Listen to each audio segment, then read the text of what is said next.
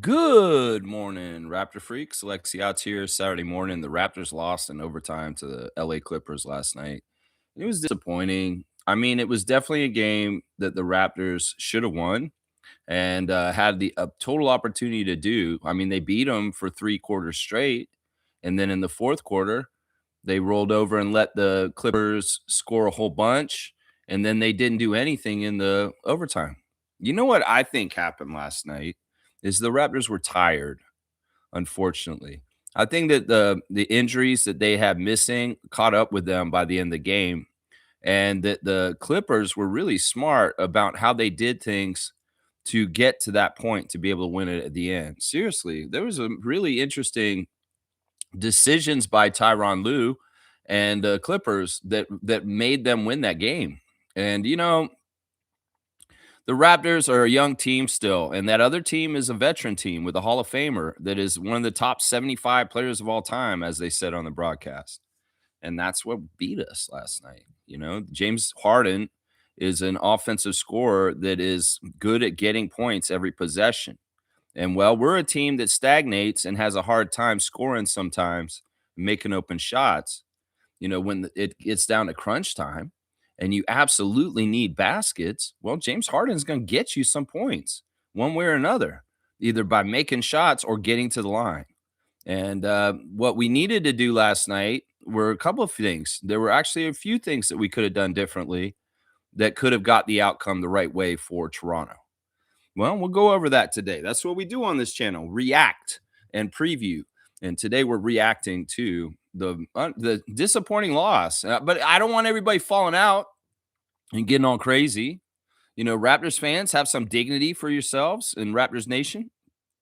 That this is one game, and the Clippers have been beating everybody. They've been the best team in the NBA since December the 20th on the down low, guys.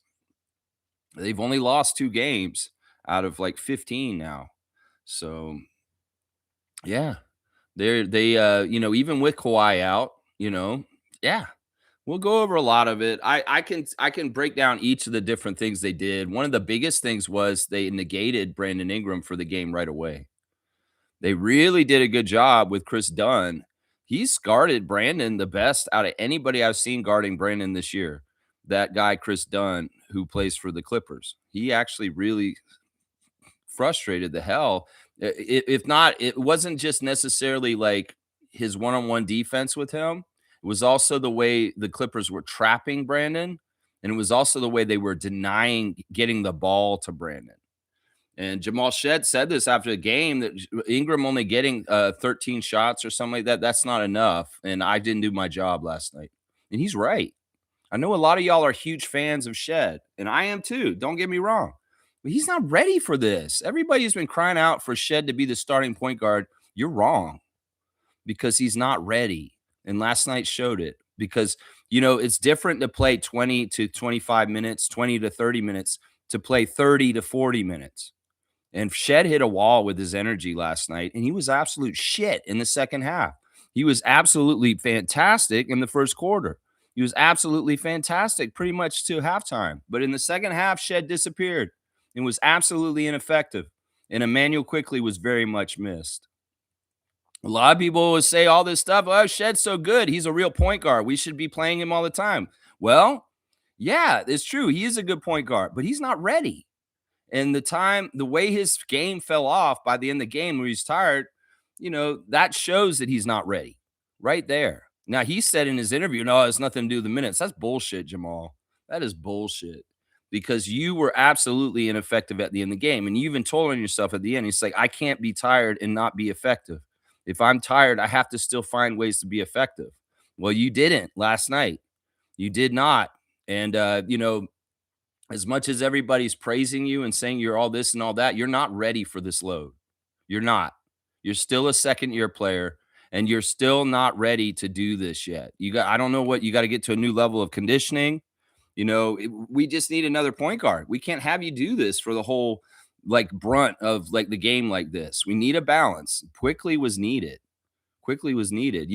When some Raptors are getting tired at the end of the game and in overtime and ineffective, guess who's waking up and getting even more baskets? Emmanuel and RJ. are those guys that carry late when everybody's tired because they know how to play when they're absolutely gassed and still be effective. That's something that's different right there. That's something that's different. I don't mind Scotty running at backup point guard, and there are a lot of good things about it, and they do a lot of things. But once again, this is the thing: you're spreading these guys too thin, whether it's Jamal or Scotty, because they've got like three different things they've got to do. They've got to play ultra defense, which is tiring. They've got to score themselves, and they've got to get the other guys involved too. And Jamal, he's much better when Manny's out there with him so that he can focus on playmaking and defense and not have to score himself. But if he has to do all three, he's going to get tired, and he may be right in the middle of all those and not doing any of them effectively at that point. Does that make sense to you guys? That's why quick shed's so effective. That's why quickly and shed together is the right answer. It's not just shed, get rid of quickly. No, you idiots that think that quickly is disposable. We need quickly. And last night showed why. We would have won if quickly was playing last night. I'm going to say that right now. I'm going to declare this right now, Raptors Nation. Y'all been slandering and saying all kinds of crazy crap about Emmanuel Quickly for about a month now. We would have won this game with Emmanuel alone. Not even with RJ, not even with Jakob. We just have Emmanuel in that game last night. We win. We win. But kudos to the Clippers for totally stifling our big weapon, Brandon Ingram, and making him absolutely useless at the end of the game as far as trying to help us close the game out. Scotty tried to do some himself, get in there in the paint, strong arm him, bully ball it in there, and there's some effectiveness to that. It's just they had a good game plan. The thing is, the team that scores first in overtime usually wins. So that jump ball, super, super important. Zubac against Scotty Barnes, the jump ball at the beginning of overtime. That's maybe one of the crucial points in the game right there, that we have to get the ball off the jump ball and be the first to score. If they get the ball, we got to make a stop and be the first to score. But no, they got the jump ball, and James proceeded to go and get points. And he scored first in the overtime. That sets the tone for the overtime right there. Then, boom, you got to answer, Raptors. That's the next thing. If you don't want to get in the statistics that show the team that loses in overtime is the one that doesn't score first, you got to go get that second score right after James gets that first score and match him. You can't have a botched play with a turnover or a poor shot or an open shot missed like Oshai shooting threes. You can't have that at that point because James Harden's going to be money in the bank for getting offense and points put on the boards for the Clippers in the overtime. And if you don't match that output, well, you're done. You lose. That's it. You can't do 5 minutes isn't long enough for you to get behind by 10 and then try and make it up. You can't do that in overtime unless you're really crazy hyperspeed.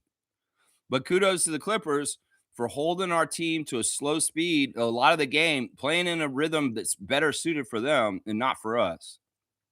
Yeah, there was a lot of masterful stuff done by the Clippers on an underlying way. And the Raptors were, we did fantastic for 3 quarters. We should have won this game. We had it all there. But the Clippers hung around and they used their veteran guile, their veteran know-how, and they're very, very, very much of a Hall of Famer player to the best of his ability. And we couldn't do anything with Brandon. Scotty was trying. He was probably the most effective player late in the game. And the rest of them were just duds. They were just duds when we really needed it the most. They were duds. We could say missing free throws during the game. Finally, our Kansas Jayhawks both were hitting threes, which is fantastic. The referees were rewarding us for hard work and punishing the Clippers. That was all true also. There was a lot of good stuff in this game last night. It's just the execution at the end wasn't there to take home the win. And this league is hard. This league is not easy. And every single team, no matter who's on the court, is dangerous and tough to beat.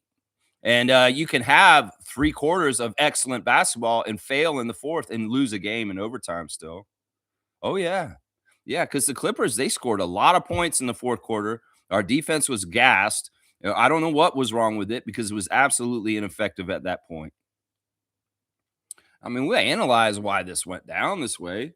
Yeah, we'll be talking about it. All right, let's start with Trevor J. with the words of wisdom this morning. Good morning, Trevor. I hope you're having a good morning. Real strength is earned in the shit you don't want to do. It's built when you're tired, doubting yourself, No audience, no shortcuts, just you versus you. It's proven to yourself that nothing and no one can break you. Yeah, adversity and difficulty can strengthen you, make you tested, and make you stronger. Oh yeah, yeah. It's better if you can control the adversity in your life to kind of at the level you want to test yourself. But sometimes you don't have any control over it, and you got to go through adversity, and you're going to become strengthened from it, regardless of whether you like it or not. You know, So yeah, it's tough, man. It's tough. There's a lot of things in life that are the right thing to do, but not necessarily the easy thing to do. And that's the thing that some of us coming up, a lot of us actually are going to have to think about. Is it easier to just kiss the boot, or is it better to not, because you need to do the tough thing for the generations coming after? That's a lot of the question right now. Is a lot of cowards, a lot of shallow, scared people will go ahead and kowtow to the powers that be in the United States, and they shouldn't, because it's not the right thing to do. But because they're scared and they have their own selfish interests, they may do it. And that's sad, because that means that they're cowards, they're complicit with bullshit, and that we need more people to be actually brave and standing up, because this may be the fight of this generation coming up. This may be the fight of our lifetime coming up for people that are alive during this era with what's coming in the next few years. So you can either be a coward, take the easy route. In some ways it's easy, but it's not in the long run. Trust me. It's not the easy route in the long run. The better one is to take the difficulty and the hard times right now and fix it before it gets out of control forever. And that's what the problem is here, is we're setting the tone for humankind for hundreds of years in the next 5 years. And if we're going to be cowards and we're going to kowtow to certain powers that be because we're scared and we have things that we love that are material or money or this or that, and we're going to be scared of losing certain things if we don't stand up in bravery, well, that short-term scaredness is going to end up being long-term horribleness for your generations after you. So we're at an apex. We're at a very crucial time in the history of the world and mankind and this planet and everything. And your decisions now, whether you want to be a coward or be brave, will very much determine some of the stuff that comes for your people after you, just so you know. So listen, you could either be a hero or you can be a coward. So it's your choice. And the cowards are the ones that wear ICE uniforms. That's what I'll say right now. If the real heroes and the real patriots are the ones that are resisting and fighting against the fascism of the White House right now. So it's your choice. If it's easier for you to just go along with it and say, I don't want to get involved and stuff like that, you're complicit. You're a coward. You're a coward. So you need to get involved because this shit is important. Trust me. Thank you for the words of wisdom, Commissioner Jay. Blessings to the Jones family and all the Raptor Freak families. That's right. There were no stopping James Harden to the hoop last night. That's who won the game for the Clippers. Exactly. No, that's exactly true. It's exactly true. No Kawhi, no problem. Kawhi looking on the bench, looking all kind of like a little bit sad. He always looks sad when he's in Toronto. Like he's wondering about what would have been. You never get what Kyle got the other night, Kawhi, which in some ways is super sad, honestly. Kyle Lowry is beloved in this country and this city forever, and he will be treated so well for the rest of his life in this country. You, in some ways, you're like a footnote, even though you were like the main person. It's kind of sad, Kawhi. Seriously. It's really sad. You don't even understand. Do you now? You seen what Kyle got the other night when Philadelphia came here last week? Now you see what you get? Like, really, nobody's going to cheer for you like that. Nobody's going to do that for you. And you could have had that. It's sad. It's kind of sad, Kawhi. It's kind of sad. Yeah, James is an amazing talent. I think we totally played him wrong at the end of the game. I think that he was missing threes for most of the game, and we should have just let him keep shooting threes. As soon as he started coming in the lane, we should not have engaged with him or touched him. In fact, sometimes if you can stay away from him, I would say just stay away from him. Do whatever the fuck he wants. Just like give him like a 2 or 3 feet range away from him and just let him do whatever the fuck he's going to do and watch him miss, because he's more money at the free throw line than he is shooting. His shot percentage is bad, especially outside. Let him shoot threes. Let him beat us from out there. Don't put him on the line. Don't put him on the line. That's what he wants. That's what he does. He's a free throw merchant. He's a very well-known free throw merchant. So why would you put him on the line? Play off of him. Make him beat you from outside. Make him make the big shots outside. And if he does, so be it. He made them. And we did it. That I'd rather him beat us that way than foul bait and get to the line like he did in overtime over and over again. I was just saying, it's easier said than done, Lex. You're saying at home, oh, don't foul James Harden. That's easier said than done, Lex. Don't you understand? He's a master at drawing fouls. No, I get that. But if you guys lay off of him, let him just be out there. Like act like nobody's guarding him at all. He'd probably do worse than you guarding him. Seriously. I'm not lying. Seriously. Don't go anywhere near him. Watch. And let him try and shoot it. And if he makes it, so be it. But don't get him on the foul line because that's money for sure. You're more likely to see him miss and you go get the rebound and you got to stop then. But if he's driving and he's trying to do that shit and foul bait, you put him on the line, he's going to score every time. And that's it right there. That's it. That's very simply it as far as I'm concerned. And I know it's easier said than done. I get it. I get it. But to me, that's what it was right there. Right there. And you couple in that they took away our weapon like James is for them, Brandon, they took them away right away from the beginning of the game. Made it very, very difficult to use Brandon Ingram offensively last night. Kudos to the Clippers on that. That's nobody else has been able to do that all year, is to try and shut down Brandon and make him ineffective. Nobody else has done that this year until this year. Clippers, good job. Good job. You did something nobody else has gotten to do, man. Trevor's saying we could not make shots. Scotty did his best to try and bring us back, but no help from others. Yeah.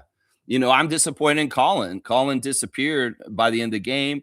I think he hit a wall. He had this blister problem or something like that. He ran out the court and he had blisters or something like that. Colin's not looking totally well either. Like his face is always red and he looks like he's in a trance. He looks like he's breathing hard. I mean, I have certain ideas about what's going on with him, but I'm not going to say. I feel like Colin is there's something weird about him. Let's just put it that way. Now, he was doing a good job with Zubac in the first half. Honestly, Zubac is such a load, and they didn't really rely on Zubac or beat us up down low as much as people think. Not like they did a couple years ago, where he was absolutely the man and tore us up himself. Like, James is the guy who tore us up last night, not Zubac. People are trying to say Zubac dominated us and our problem was in the paint last night. That's not true. That's not true. We held our own down there pretty well. There were a couple times where Zubac did get the best of Colin, but for the most part, Colin was battling with him and physically holding him and Scott, and they did a good job. They played Zubac better than any other time when we haven't had Jakob to play him in recent years. I really do believe that. But it's, Colin had to leave the game, and just like Shed, he disappeared in the second half. Him and Shed, their effectiveness and what they do and their best stuff on defense just disappeared. And it's evidence in like a 31-point Clippers fourth quarter. That excellence and what they do. In some ways, they're so good and so potent because they're off the bench and they're used in smaller doses. So by the time the fourth quarter comes around, they are fresh and they're able to really, really get into their defense and clamp down. But when they've been playing most of the game because they're starters and their starter minutes, they're run down by the fourth quarter. And that extra oomph at the end of the game we have in our defense is disappeared. And instead, we're giving up more points than we have the whole game. That was a big problem last night. That was a big problem with the game last night. For sure, for sure. G's saying this. So BI can get grabbed and pulled with no calls, but if a baby finger swings by Harden, wrist, it's an automatic free throw. Yeah, this is true. And Darko did make an allusion to this in his interview after the game, saying that he wants to watch the tape because he feels like the Clippers were grabbing him and holding Brandon, and it looked like some of that was illegal. Yeah, I mean, there was some of that, but there wasn't all the time that. And some of it was also, like I said, they just crowded Brandon really fast. And one of Brandon's weaknesses is passing out the double. He's not totally great at that yet. He has to wield his arms around and look. And if they come and crowd him up, he's already cut off and he's might turn the ball over. The other thing, like Alvin said last night, is Brandon's got to be careful with the ball better. Like he's too careless with the ball sometimes. He's too lackadaisical. And some weeks it's just like, oh, I just turned over the ball. I'll get it next possession kind of attitude. You can't do that, Brandon. You're not on the Pelicans anymore. You got to tighten up, and you can't have poor turnovers or just lackadaisical passes or just kind of like half-ass shit, because you do half-ass shit sometimes. Let's just put it that way, Brandon. You do half-ass shit sometimes. I get what you're saying, that somebody breathes on James, it's a foul. These guys are mugging Brandon Ingram the other end. I get what you're saying with that, but I'm still going to stand on saying that the refs were totally helping us out last night, and were very much calling for us because we showed the effort through the game, and I knew they would. Derek Collins, Tony Brothers, they reward hard work. They reward guys who are playing the game right, and they were rewarding us. As much as you don't think they were, as far as with that difference between James and Brandon, maybe they should have called more fouls for Brandon. You're right. And maybe they did get away with some stuff. But, once again, a veteran team knows how to foul people without getting caught, right? Knows how to foul people without getting caught. There were a lot of possession arrows that were 50-50 went to the Raptors. There were a lot of good calls as far as, they were respecting that offensive foul on the screen. That kept happening. It's like Lowry's charge is iconic to him. Well, Shed's offensive foul draw off of screens is becoming very iconic to him, like that. And, before the game, I saw Tony Brothers palling around with Garrett Temple at half court, and they are very close friends. I could tell the way that they were laughing and palling around. They've known each other for a long time. Garrett Temple's been in this league a long time, and Tony Brothers respects him, and you can tell they have a friendship. Well, who's standing there with Garrett Temple and Tony Brothers before the game? Elijah Martin and Jamal Shed. And they're getting along with Tony too. And I could see Tony has a respect for Shed and Martin. Martin's just a rookie. He has no reason to respect Martin. He doesn't even know him yet. But I saw Tony Brothers talking to Elijah Martin, and maybe it's just his reputation precedes him. And also that, NCAA champion from Florida is impressive to Tony Brothers. And that's the thing, especially if you're young players like Shed and Elijah, you get in good favor with Tony Brothers in your first couple years in the league. That's really a good thing to do. You get a reputation as a hard-nosed player that does things right, that is respecting the game and plays the way like Jamal Shed does. Tony Brothers is your friend. And I thought the ref crew was awesome. We saw Brook Lopez mess up around in the middle of the game. He got really mad. At one point on one call. And Jason Goldenberg punished him, which was awesome. He punished him. He did. He called that one call the the jump ball after that. All right, we're going to get the infamous 6 real quick here, guys. Hang on. Let me get the phone on. All right. Good morning, infamous. How are you today? I'm fine, thank you, Lex. How are you doing? I'm pretty good. I'm mostly pretty good this Saturday. So how do you feel about the game last night? Okay, how I feel about the game. I will say this. I'm not completely upset like I thought I would be. It was a very hard-fought game. We put in a good effort. I think that it's tough to win when you're down 3 starters. Yes. Your starting lineup. It's very tough to win. So people got to look at that as well. Mm-hmm. One thing that I will say, and I'll go through my points real quick here because I got to go quick. Sure. The game, right, really shows the emphasis that we definitely need a center.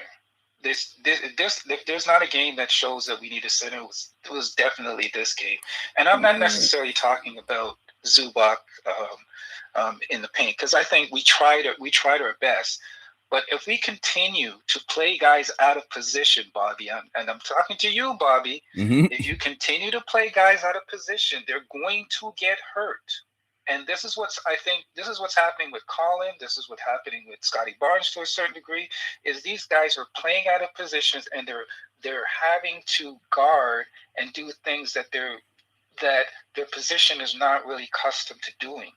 And when you get everybody slotted in their right positions, the job becomes easier. Yeah. And you have guys not getting injured. If we continue like this, we're going to have a lot more guys on the injury. I don't want to say that. Let's not speak that into existence. No, I agree with you. I agree with you to a degree. Like I do. I think that we did all right though in with what we did last night as far as things. But I mean, I get it. I mean, we do need more true centers on our team. And, I'm glad Sandro played last night. It would have been even more glaring if Mamukelashvili wasn't out there. Some people are saying, why aren't we playing Mobo more? Because Mobo actually can help with this kind of stuff too. I mean, I get it. Yes, There's a physical tax that's paid in every NBA game in the paint, and you want a person like Jakob to pay that tax on most days. Scotty can pay it too, but you're right. In some ways, how much do we want our premium best player to be taking those licks and taking taking that those physical legs. tax? Absolutely. Now, the other thing I want to talk about. The offense becomes way too predictable down the stretch. The offense becomes, okay, Brandon, take it, see what you can do. Yeah, And I think the the LA exposed a little bit of what Brandon's weakness is. And if you notice it, and I know you picked up on it because I know you're very intuitive and very intelligent man, is that when you get physical with Brandon, it kind of throws him a bit off his game, especially yeah, when you send that second man to him yeah. because he's not very physical. He's not very. You can kind of push him off of his center of gravity. He kind of gets a little bit flustered, and he's not the greatest at passing out of the double team. Right. And you mentioned it already. I just Yeah. heard you mention it, and I'm glad you emphasized this point. He's way too loose with his handles sometimes. He's Yes. got to be more tighter with the handles. He's But go got ahead. longer limbs, so there's a lot more room for extra area in there for people to kind of swoop in.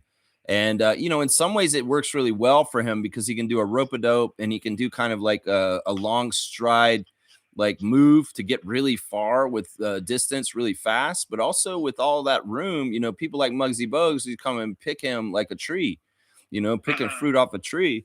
But I agree with you on this. I think that what happens is like with Brandon, there's been a cycle of adjustment where it goes from, all right, they're doing this to stop him. So maybe you know what I think we should do now, and this is what we were kind of doing in the overtime, is he's got to find the ball off ball. You can't feed the ball to him. In Yes. some ways, we get the ball to Scott and we go inside with him. He collapses the defense, and then Brandon's outside to make the three.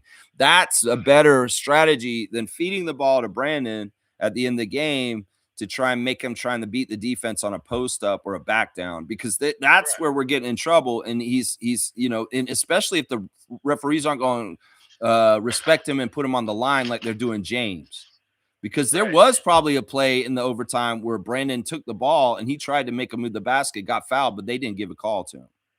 Right. And, So and I'm going to be fair because usually I get in on the referees. The referees weren't too bad last night. I got to be honest. Just like you said, I don't yeah, think they were the deciding factor. no, Even though I do think that last tip out at the end of regulation was something that kind of set up the jump I don't ball know was why there was weird. a jump ball. Why was Yeah, there a jump ball? that Like that was Derek Collins call, that was a weird call, and I was like very wondering about weird. that because look, Darko had a challenge still, so in some ways, I was hoping he was going to challenge that one. I think he still had a Yes. challenge at that point. He'd only used one challenge, right? And then they had a challenge and they lost. Um, I think that like if he called the challenge, what would have happened was they may have said there's inconclusive proof of who the ball went off of. And that's why Right. Derek Collins called that, because it was very close. It was like Brandon's hand and Zubac or something like that. And I think that they both kind of hit it at the same time. And that's why that call is a jump ball, is because there's no conclusive evidence of which player the ball went out on. And they could really, Correct. I mean, in some ways, with all that equipment and all the replays they do, why wouldn't they go in there and really dissect it and really, really figure it out? Maybe they, Right. because it's such a crucial play, right? It's But such a crucial play. It was a very crucial play because yeah, think so about it. If we get back that ball, more than likely win the game. maybe. I Yeah, mean, we weren't because remember executing we had offensively possession, very well, but maybe. but That's we the had the thing. lead at that time, didn't we? No, we never had a No, no, lead in overtime. They took the first points in overtime. We barely no. scored I in mean overtime. before overtime, the regulation. That In play regulation. happened in overtime. That jump ball happened in overtime. No, no. I mean the play when the ball went out of bounds before overtime. No, that one that we're talking about, the one where Derek Collins called the jump ball, that was in overtime. That wasn't in fourth quarter. Are you sure that was Yeah, I'm that was the play positive. that led to? I'm Okay. positive because it was a very crucial play, and it was a play after James had already scored some points, and they were actually in the lead at that point. So Okay. So let me go to it. I stand corrected then. that's all So good. let me let me go to my next point. James Harden. Mm-hmm. James Harden. I hate the way he plays. I hate the way him and Luca, the foul baiting merchant that both of Yeah. them are.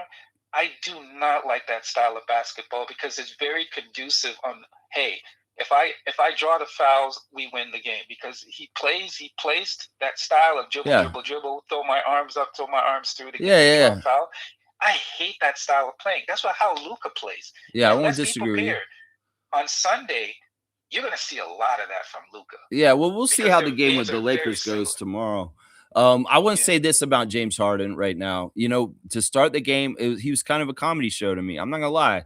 We start with the game, and the camera on the baseline catches James adjusting his shorts, and he's looking at the camera like, "Why are you looking at me all of a sudden?" He's like, "I'm trying to get my underwear straight." And then we see James do a crazy play where he throws the ball up in the air and he catches his own pass, and Tony Brothers says travel. And it was such a fun travel call. That was hilarious when James threw the ball up in the air and then he caught it himself. And I'm like, dude, what is this, man? What is this, bro? And then we saw James drive to the basket and Brandon blocked the hell out of him at one point. That was awesome. Yeah. That one was too. But Yeah, yeah, I I mean, was I like don't laughing think at that's James not for most of it. But basketball. later on, man, later on, the stuff with James was annoying for sure. And that's Yeah. just years and years of experience. That's him just knowing how to win NBA games. It's like in some Yeah. ways, this is part of the Foul problem with merchants. the game last night is the veteranness of the Clippers and the understanding of what it takes to win the NBA is higher than the Raptors. And the Raptors still have a very young core. They're starting a second-year guy at point guard last night. They got a rookie starting as an undersized center. And Yeah. you know, you're going up against a team that has been in the playoffs with a lot of their key players. You know, you got Brooke Lopez over there. You got Nicholas Batum. You got Zubac and you got Harden. You know, there's a lot of like, you know, tested and a knowledgeable experience that knows how to do Absolutely. things in NBA games to take it home to win. And well, we just were flat, man. The whole fourth quarter was flat, and the overtime, nothing too. Nothing. The overtime was bad, and that should have favored us. In some ways, I blame the crowd because y'all should have been as pumped up as we were on Sunday when we played Philadelphia. Y'all could have fed them more energy. And the team was lackadaisical and sucked. And y'all, we were at home last night. And that, you know, Friday night crowd can be kind of goofy for the Scotiabank Arena. Sometimes it's usually really good because they're hyped and people are on the weekend. But I will say this, y'all weren't loud enough in the Scotiabank Arena last night because in some ways y'all's energy will feed the team to go above and beyond and go past being exhausted. So I'm glad you said that, Lex, because I definitely thought that during overtime was when we were going to take over, but we should have. It just didn't happen. Hometown team usually does win in overtime, but also the team true. that scores first wins in overtime, and that's why it was very crucial we stop them. Any last points? Infamous, This is real my quick. last point. Sure. I'm gonna propose a solution because sometimes we complain about stuff, but we don't offer solutions. I'm telling you this, and I don't know if you're gonna agree or disagree with this. To fix our shooting problems, right? And I think I've advocated for this in the past. We need to hire lethal shooters. Lethal shooter. You know why I say that, Lex? Here's why I say that. Do you know that lethal shooter worked with Boston? That I believe it was the year they won the championship. Okay. You see how Boston shoots. Boston has some great shooters. Yeah, they shoot yeah. well. They shoot very well. Yeah. And they hired the shooter I believe it was for the whole year. They hired him for. Listen, I don't know how much money you have to scrape up MLSE or Rogers, whatever you got to do. Get the money, hire lethal shooter for at least a month or something. Yeah. Get this man in here to work with our shooting.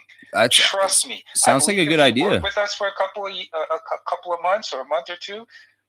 I think you'll see a vast improvement. But that's all I got to say. Yeah. I mean, I'll be willing to try anything. I mean, really, the shooting problems with the Raptors have been going on for years now. And, it's changed with different people coming through. We still having issues like whether it's Gary Trent or the guys we have now. There's been issues with this for sure. All right. Well, Infamous, thanks for the call today. That's the Infamous 6, y'all. Let's go Raptors. Let's go Raptors. That's right, baby. That's right. All right. You too, man. Always good to hear from Infamous guys. It's like kind of becoming a regular call on the reaction is to hear from Infamous and his bits of information. Yeah, lethal shooter. He's got quite the reputation, and I think he's got a pretty good like track record of getting results for people. So yeah, who knows? I think that we may have already had him come through at some time over the years. I think I kind of remember that, but maybe not. Either way, yeah. Speaking of Bobby, figure this out, y'all. Raptors, figure it out and get that there. That's right. Let's see. Let's see. G saying, in spite of the calls, it's hard to close out against teams with a proper big without having one. Great development for Scotty and Colin, but will be much easier on them when Yak is back. Yeah, I think that's alluding to what Infamous was just saying. When we have Yak, we have everybody in their right positions and we are stacked and sizable, the right size we're supposed to be. I was worried if Zubac was going to play, he was going to dominate us and play the best out of all the players on the court, but he didn't really do that, guys. And I do really feel like that Scotty and Colin did a pretty good job containing Zubac from being dominant and absolutely destroying us. So I think that was actually a win.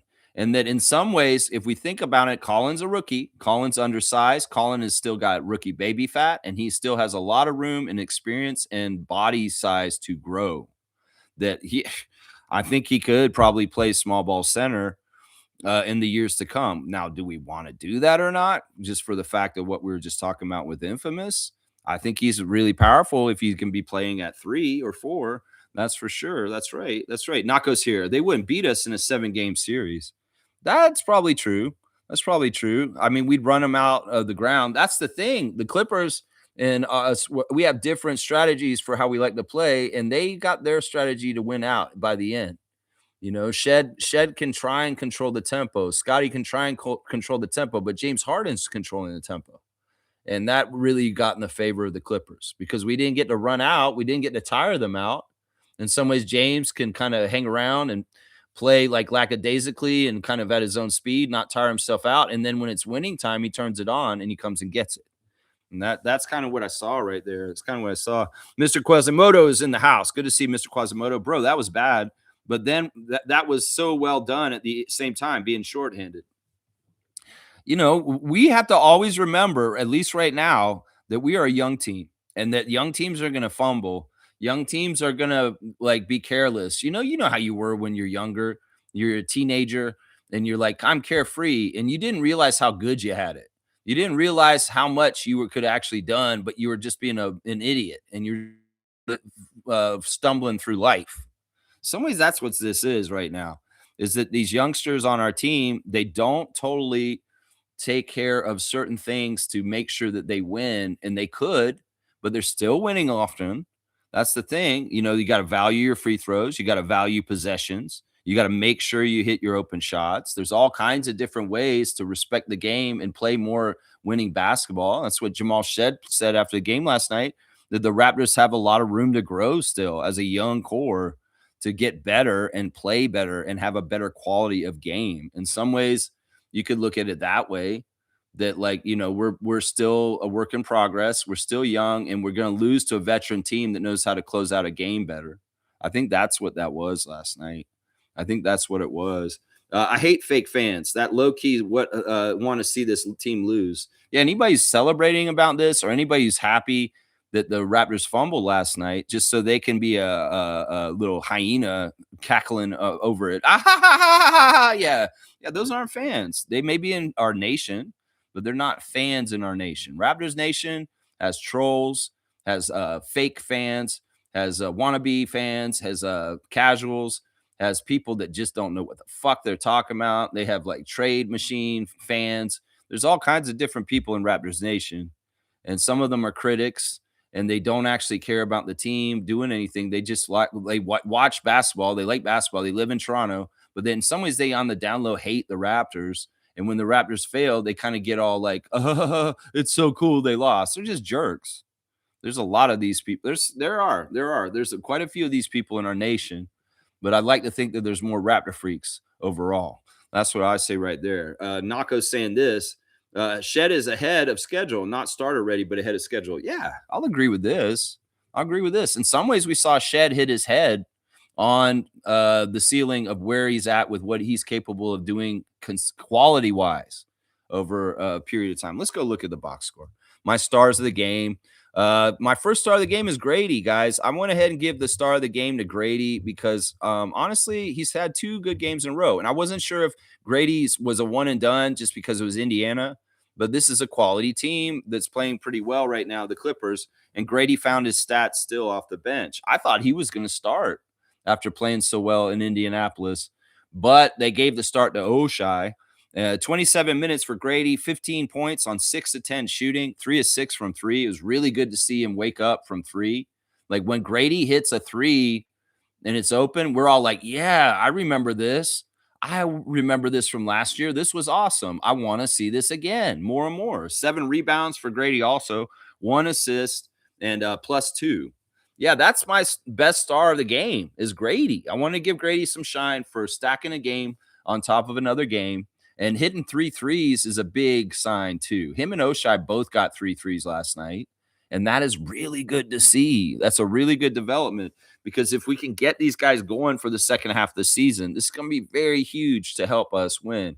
And in fact, having our record at this point in the season with Grady being a dud for most of this year, if he can wake up in the second half of the season and produce more like what he's done the last 2 games, this is going to be huge for us. It's going to be huge for us. My second star of the game for last night is Sandro Mamukelashvili. Sandro came out off the bench, 22 minutes, 13 points on 6 of 9 shooting. He missed all 3 of his threes. He did make his free throw, 2 rebounds, 1 assist, 1 turnover, a +13. He was the best plus minus on the team, and the one that winning was centered around last night. We did our best against the Clippers when Sandro was on the court. And that could very well be partly because we had a better foil for Ivica Zubac with Sandro out there. And those guys have played each other in international play in FIBA. And there's a certain familiarity.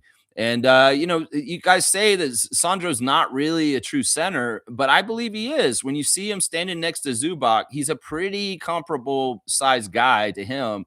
And he's not going to get outran or outmuscled by Zubac. So that's another thing that we're not talking about. As much as Colin Murray-Boyles was able to play Zubac well, Sandro held his own with him too. Pretty good when he was in the game. My third star and final star of the game for last night is Oshai.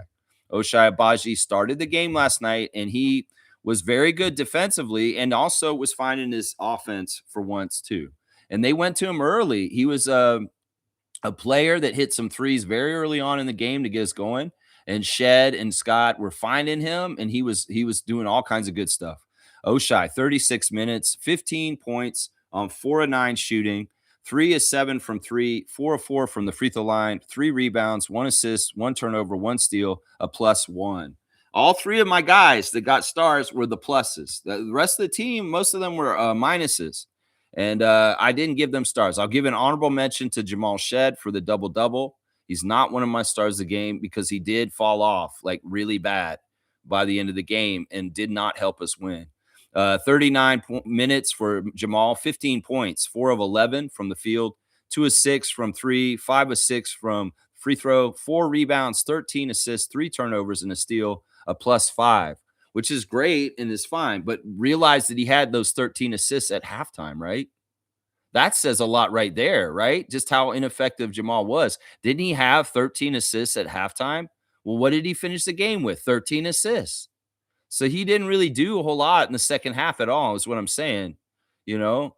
But a double-double alas for Jamal Shed in 39 minutes. That's what I'm saying. He starts getting over 35 minutes. Those last 4 minutes he plays are cardio, and he's not exactly running right, is what I'm saying. We'll do the rest of the team real quick. Brandon is an honorable mention too. It's just we couldn't get to him, and that's a failing of Shed. Like he said after the game, I could not get the ball to Brandon well enough or in the right ways. I think that once again, like we were saying on the phone with Infamous, you collapse the defense in the paint, and then you look for him on the kick out, and you get him the shots there. You don't feed him directly as far as posting him, because that other teams are having way better luck at getting us to turn the ball over or messing him up in that situation. I think that you can get him the ball in the post in certain ways at certain times in the game when it's the flow of the game and it makes sense.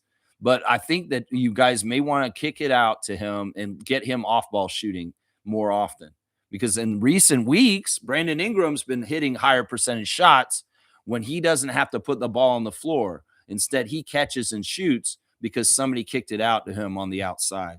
So, yeah, Brandon, 41 minutes, 19 points, 7 of 13 shooting, 2 of 4 from 3, 3 of 3 at the free throw line, 6 rebounds, 2 assists, 5 turnovers. And that was a big problem. And that's what we're talking about. Susceptible to turn the ball over because he's got long arms and he's got long dribble, and people are coming to get it from him, and they're stifling him and they're trapping him. And that's a problem right there. He did have 2 blocks, which was nice, including that one on James Harden. Scotty Barnes was fine in a lot of ways, but also, he could have been a more efficient guy. 41 minutes, 24 points, 9 of 21. He had a lot of shots, like him and Abaji at a certain point. We had some really good shots, but they just rimmed right out. They were bound to drop, and they just fell out, and they didn't go in, and that's too bad. 0 for 4 from 3 for Scotty. 6 of 7 at the free throw line, 7 rebounds, 6 assists, 3 turnovers, 1 steal, 1 block, a minus 18. Scotty, you want to be a badass? You want to be a badass? Take over the game more at the end. I know you were trying, and in some ways it was a little forced. That's the thing. In some ways, I get it. You're very powerful down low, but when you're forcing too much, it won't happen. In some ways, forcing it is part of the reason why you miss the shots, if you're forcing it. And Colin was trying to force it at times too, and he'd miss close shots because he was forcing it too much. Patience, and also recognizing the right time to go, or maybe it's time to pass to somebody else outside because you got the defense around you collapsed in the lane. So there's a couple of things there. Plus, also, once again, the refs are not going to get you a whistle to bail you out to get the line, so you have to make the shots. So if you're going up half-assed thinking you're going to get the whistle and go to the line, you're not going to get it. Just trust me. That's just how it is these days in the NBA. But yeah, Sky, you go above and beyond, get a triple-double. Maybe you find a way to get other people involved at the end. I don't know. You guys got tired and you ran out of gas, I guess. Colin Murray-Boyles, 35 minutes, 11 points, 4 of 9 from the field. Missed his only 3. 3 of 5 from the free throw line, 4 rebounds, 2 assists, 3 assists, 3 turnovers, and 2 blocks, a minus 16. See, that's the thing. Something's wrong when our 2 best defender guys, Colin and Scotty, are minus 18 and a minus 16. Those 2 guys were our worst on the court for plus minus. Something's wrong there. Something is wrong there. Colin didn't seem like he was totally in the game, like I said, late in the game, because he disappeared. He disappeared. He didn't show up big in the fourth quarter and the overtime. Could we even tell he was in the game at that point? That's what I'm saying. Do you have any memory of him doing anything at that point? I don't. AJ Lawson got in for 13 minutes. He didn't score. He missed 2 shots. He got 3 rebounds, 2 assists, 2 turnovers, and a steal. He was a minus 2. He's a whirling dervish like he always is. He's active. He's out there. He's trying to make things happen, and he's just happy to be back on the big club. Elijah Martin also got in for 11 minutes last night with 5 points, 2 of 3 from the field. I'd like seeing Elijah make another 3, and that was really good. He's wide open. He's been good like that for the 905 in his career so far on the G League. Well, I'd like to see more of those wide open threes go down for him on the Raptors team too. 1 assist for Elijah, a minus 5. Yeah, that's our box score right there. We only played 9. We did have Garrett and Jonathan available, and we could have played a 10-man rotation, but we decided not to and went heavier on Brandon, Scotty, and the starters. And maybe that was a mistake. Maybe you should have balanced Darko. You should have balanced Jamal's numbers, minutes a little bit less with maybe some of the guys off the bench a little bit more. Because, AJ and Elijah, they only played 11 and 13 minutes. You could have probably played those guys closer to 20 and balanced out the minutes a better so that these starters weren't so gassed to finish the game. Yeah, it's a real big problem. It's let in the Clippers score 43 points in the fourth quarter in the overtime to make up the difference in the big lead we had was a big problem. Looking at the other side, of course, James Harden, 31 points on 10 and 27 shooting, 2 of 15 from outside. That's what I'm saying. Let him shoot from 3. Leave him out there. Don't even go near him. Dare him to shoot those threes and watch him brick them and then get the rebound, and that's your stop. Don't let him try and come inside. Lay off of him. Let him shoot all day outside is what I'm saying. 10 assists also for James, so we got a double-double. Double-double for Zubac, 16 points on 7 of 10 shooting. He had 14 rebounds. And yeah, they had a good combination of different players that actually contributed to help them win more than we did. That's the other thing. Miller off the bench, big time scoring, 8 of 11 with 19 points. He was a plus 20. He ended up playing a lot of minutes in this game, Jordan Miller, even though he didn't start. And then Chris Dunn's defense on Brandon. We've already talked about that and how important and big that was. Cam Christie also giving good contributions off the bench, scoring a bunch of points on 6 of 7 shooting. These guys couldn't miss some of these young guys off the bench. And Ty Lue gave a lot of credit to the young guys for bolstering their team and getting them the right place. It's weird because they really are like two different speeds depending on whether James is on the court. James is on the court, it's James's pace. But when he's off the court, all of a sudden the Clippers will run up tempo and try and do more things. And that way, when James is not out there slowing them down. And that's part of the interesting thing about the changes that they could do on the court right there. So yeah, there's the box score. Looking at the players, we'll look at the team stats in just a little bit.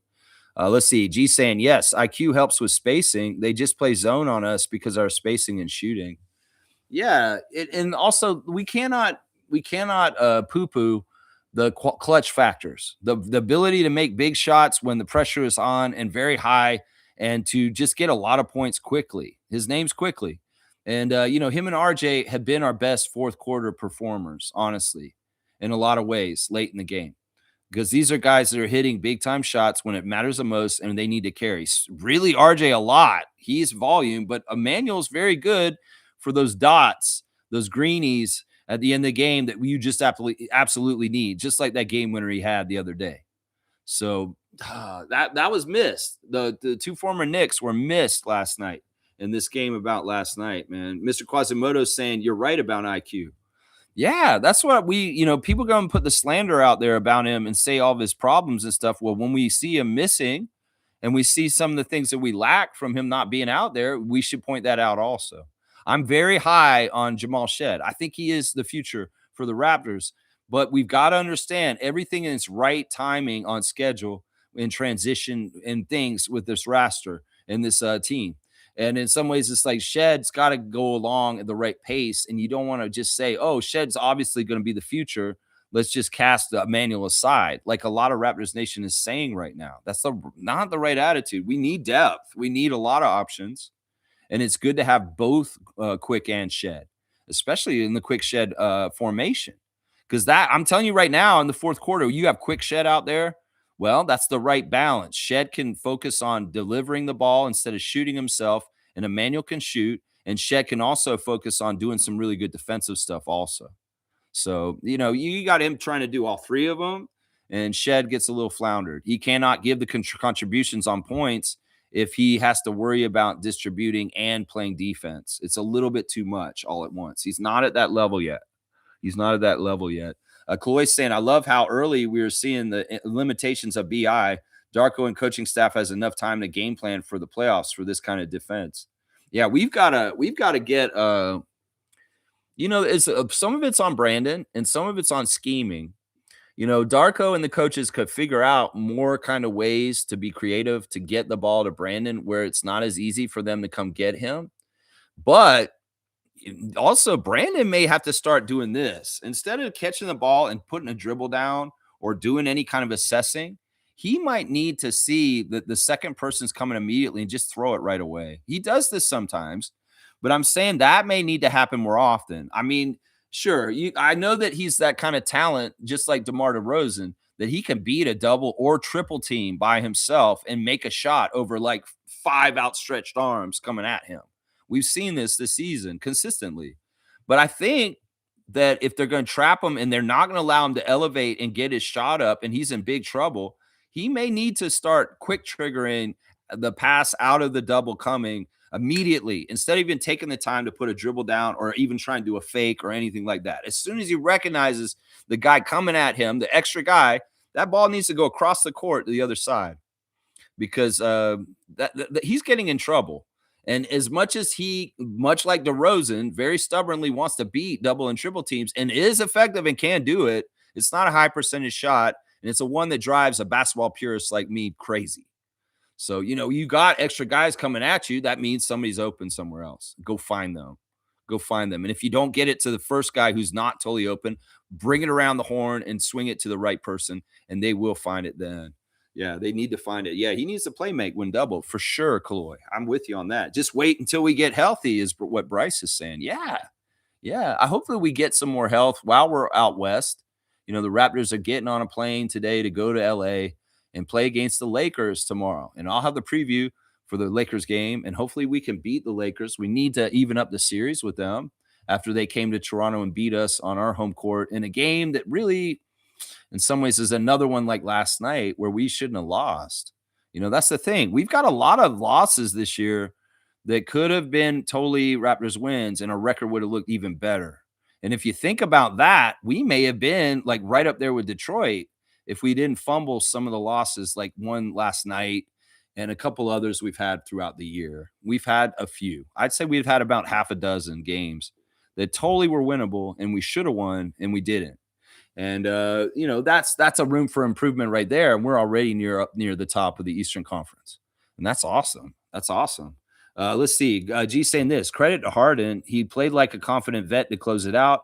I know we lost, but our youth is showing out. You can see the vision. Yeah. Yeah. There's once again, people that are upset or crazy or negative about the game last night. There's so much positive about it. Come on now. Come on now. Come on now. Come on now. Future is so bright. Future is so bright. Come on now. It's not bright enough for me to see, though. I'm going to take this off for right now. Let's see. Fiercely saying this. Good morning, fam, and happy Saturday. Experience prevailed yesterday. James Harden beat us despite bad shooting, so he figured different ways to score. Yeah, he foul baited, and he got to the line in overtime, and that definitely was the way for him to score at the end of the game. Let's look at the team stats. They did outshoot us on all categories, guys. That's a sign that they played better than us. They shot 52%. We shot 48%, even though we made one more shot than them. They made 2 more threes than us, 13 to 11 threes, and we shot 33%. They shot 36%. So they shot just slightly better. At the free throw line, once again, they beat us there too, 87% to 85%. They did get 4 more free throws than we did attempted by the end of the game, 26 out of 30 to 22 to 26.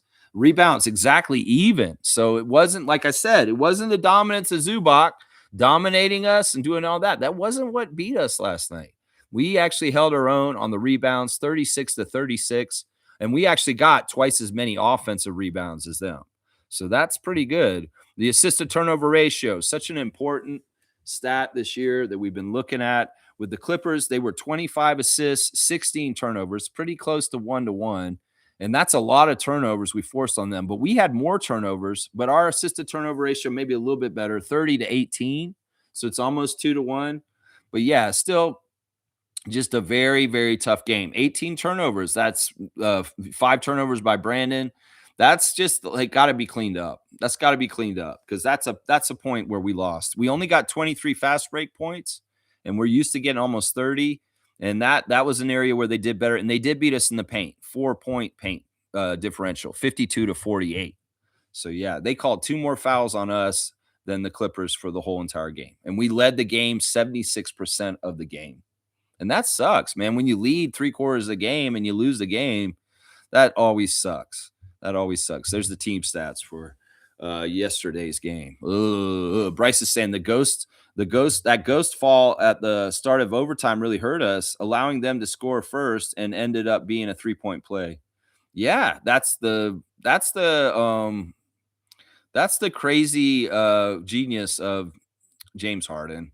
In some ways, it's annoying, man, because like he's just been doing this for so long, and you got to give him some credit. They've changed the rules around him to try and stop him from doing it so badly. I mean, he was way worse like 5-6 years ago at this. Him and Trae Young, the way they kicked their legs out and the way they were fouling baiting, it was so much worse. They've changed the rules to lessen it for him. They've taken some of his power away, but he's also adjusted and he's learned how to still do it effectively, obviously, as of last night. We've seen it right there. Yeah. Yeah. Let's see. G saying they were able to shut down Ingram because we didn't have RJ and IQ as well. That may be true. RJ definitely would help. Now, Emmanuel, that's something we haven't been saying. He, like people have said, he spaces the floor. He has to be respected in certain ways and draw more attention. And well, a lot of our bench guys have been pretty shitty from making their shots lately, so they're not respecting them. They're leaving them away, and we see why, because we see them miss open threes and stuff like that. So yeah, I can see this. I can see this. Nameless is here. Good morning, Nameless. I find Harden to be an unethical basketball player. Learning to cheat the game doesn't impress me. Ah, I mean, he's celebrated, and in some ways, look, some people think he's amazing and think he's just a genius, and some people think what you think too. And I'm more leaning with you. I do. I don't think that he's as great as everybody thinks he is. I really don't. I think that he's in the modern era right now, so he's like kind of out in forefront in everybody's face.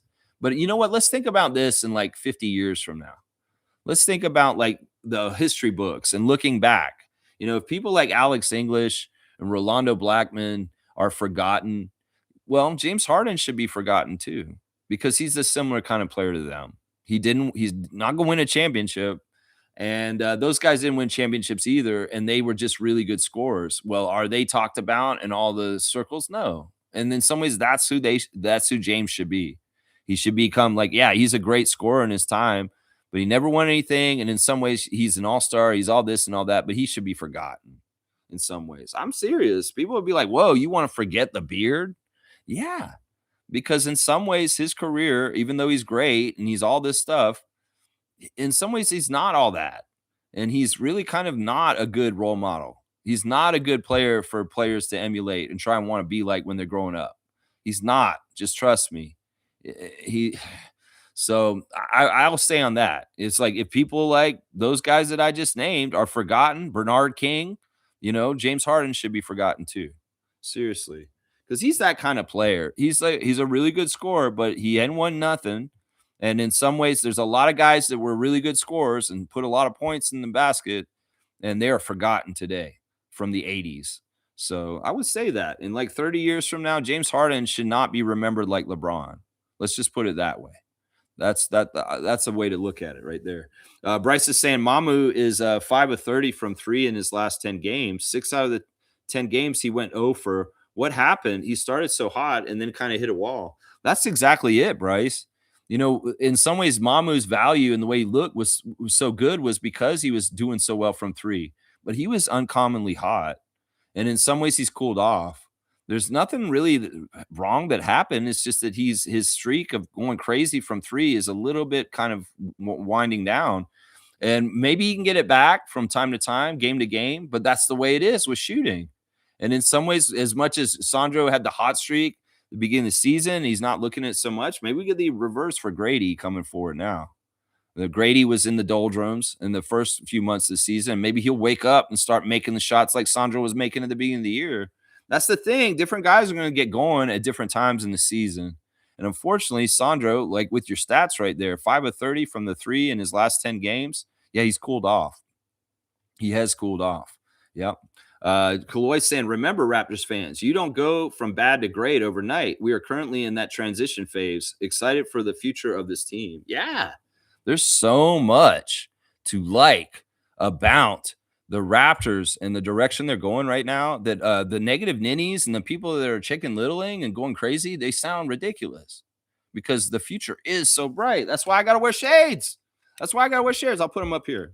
That's what they symbolize. It's like Raptors fans, the future's so bright, you got to wear shades. So why aren't you wearing shades? Why aren't you cool with what's going on? Hey, guys, we got Cody Willis in the chat this morning. Good morning, Cody. Hope you're doing well. Thank you for the subscription, and I appreciate you, my guy. Is that a Keon Clark jersey behind me? That is a Keon Clark jersey behind me. This one right here, that is a Keon Clark number 7. I recently found Keon on Facebook recently, and he's interesting, man. Like, go find him. Arian Keon Clark. He's on Facebook, and he's posting a lot. I tried to friend request him. I'm friends with the JYD. So I'm hoping he might add me because I'm friends with Jerome. So we'll have to see. But yeah, Keon is out of jail, out of prison, which is awesome. I've wondered about him over the years and worried about him, honestly.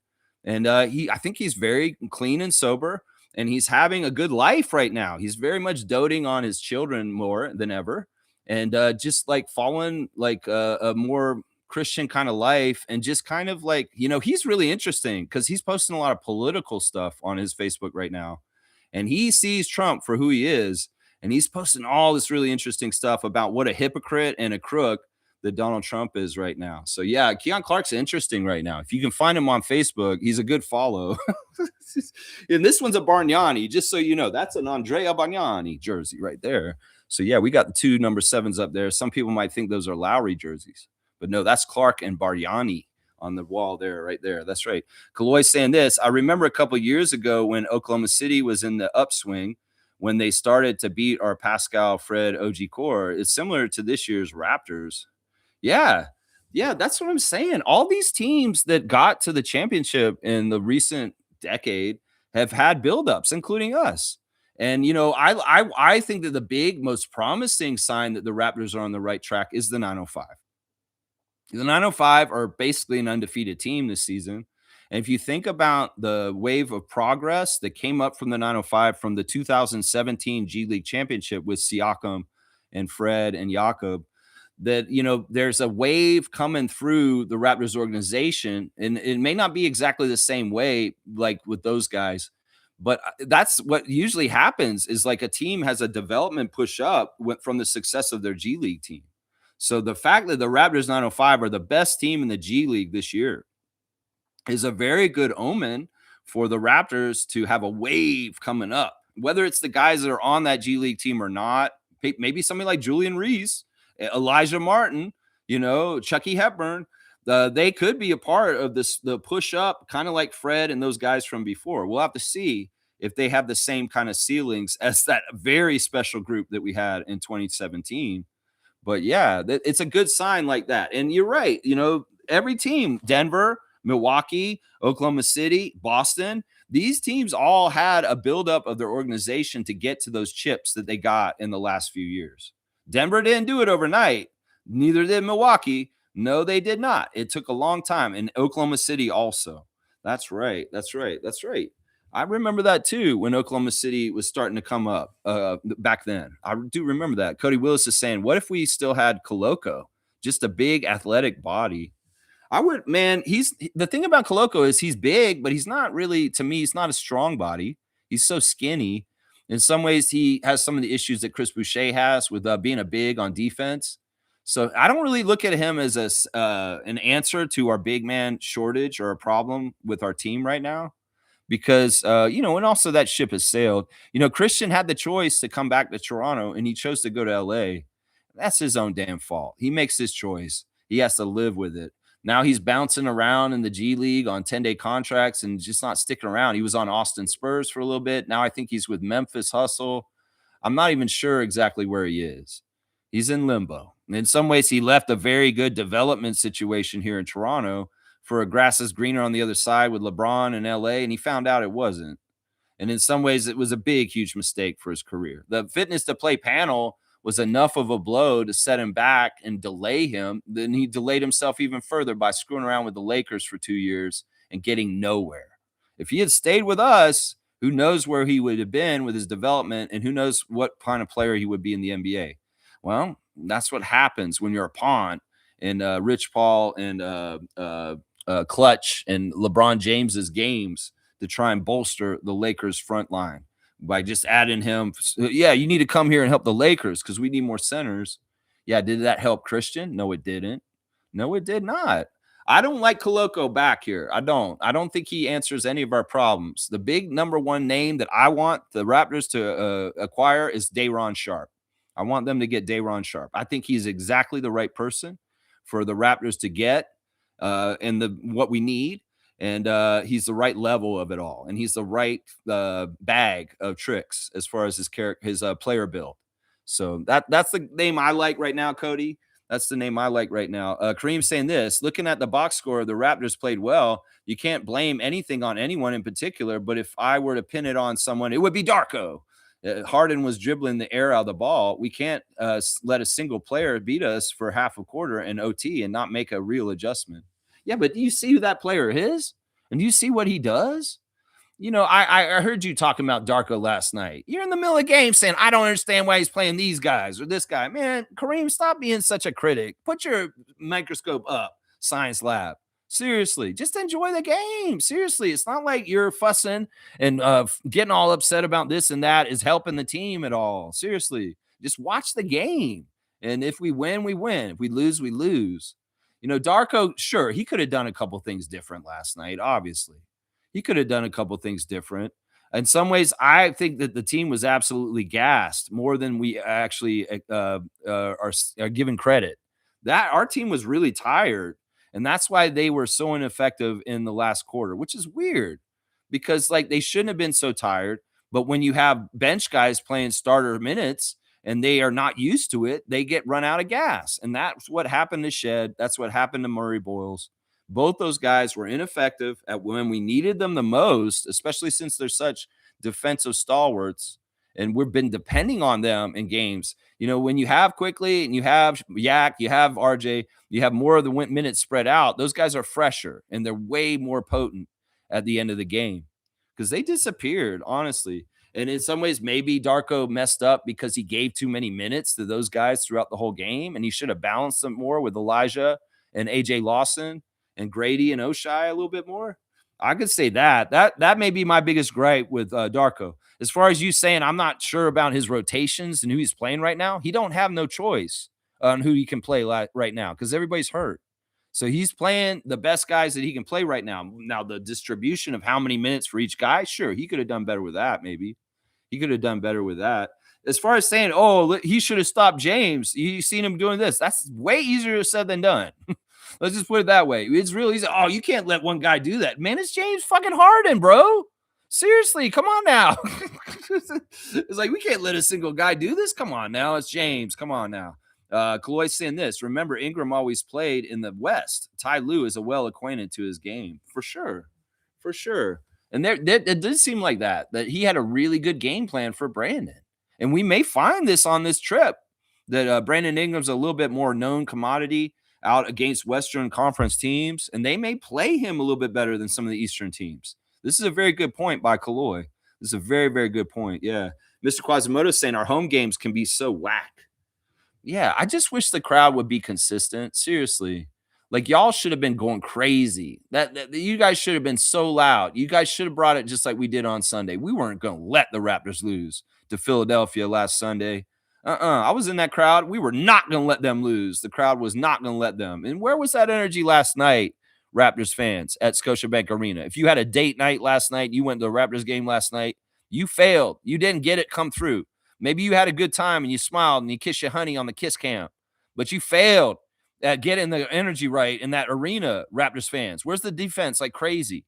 If you guys start that from the beginning, you can really fuck up the other team. I'm telling you, and get them off the wrong way. And also, you guys seem to give the energy to the Raptors when they're tired and they're on their last little bit of their gas tank at E. They need you to feed them the energy. That is one of the secret weapons. People try and say crowds don't matter. That's bullshit.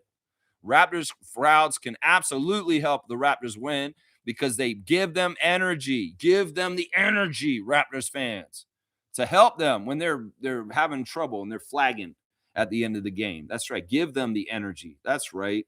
That's right. Fiercely saying, Lex, the crowd's energy was down due to Rogers through the third's presence, rubbing off his bad vibes on us. Yeah, these jabronis, man. All right, the third quarter. People are notorious for not being in their seats around the crowd, around the court. You see so many empty seats around where Matt and Alvin are calling the game. And it's because these jabronis do halftime social hour underneath. And they're having the little bar moment where they're all underneath drinking and they're talking their bullshit. The hoity-toity ones that sit down there. And they don't come back out right when the third quarter is there. I don't leave my seat during halftime. That's the secret. When I go to Raptors games, I sit in my seat the whole time. I don't get up and run around in the crowds trying to go to the bathroom and going to concessions or going to get a drink or any of that kind of crap. I stay in my seat because I want to make sure I'm in that seat when the third quarter starts. Because in the history of the Raptors, this has been a huge problem for the Raptors. The third quarter starts and starting flat and getting behind all of a sudden in the third quarter. And it's a historical thing that's been happening since the 2000s. It's been something that has been talked about a lot by myself and the super fan Monique Lawrence. And that's why she always reminds everybody that get a good start after halftime. And well, we can't depend on the fans to be in their seats at the beginning of the third. I'm extra loud at that point. I'm the only guy sitting at courtside yelling defense when nobody else is there paying attention because everybody's walking around doing jackassery around the Scotiabank Arena. Well, what happened in the game last night is we had all these people filing into their seats at courtside while the game was in action. Isn't there rules, ushers? I would ask my friends that are ushers at the arena. I have a few that are close friends of mine that are ushers at the arena. Are you not supposed to let people go to their seats until there's a stoppage in play? Isn't that supposed to be the rule? Why are these jackasses, just because they're sitting at courtside right at the middle of the court at Rogers III, able to walk through the game while the game is in play? Because there was one offensive play where the Raptors had the ball and we got all screwed up because there were like 4 ball guys walking along the side of the court line. Like just, oh, I'm going to walk here. I'm so important. Motherfucker, the game's on. You should be standing over there waiting for the stoppage of play to come out to get your seats. But no, I guess because you're so important, you can fucking walk right out there at any point in time, even if the middle of the game's going on. Because that shit's distracting. I'm sorry. It's distracting the people at home trying to watch the game with having a parade of fucking hoity-toity pieces of shit that sit at courtside just walking along. Oh, I'm going to take my time, go sit in the seat.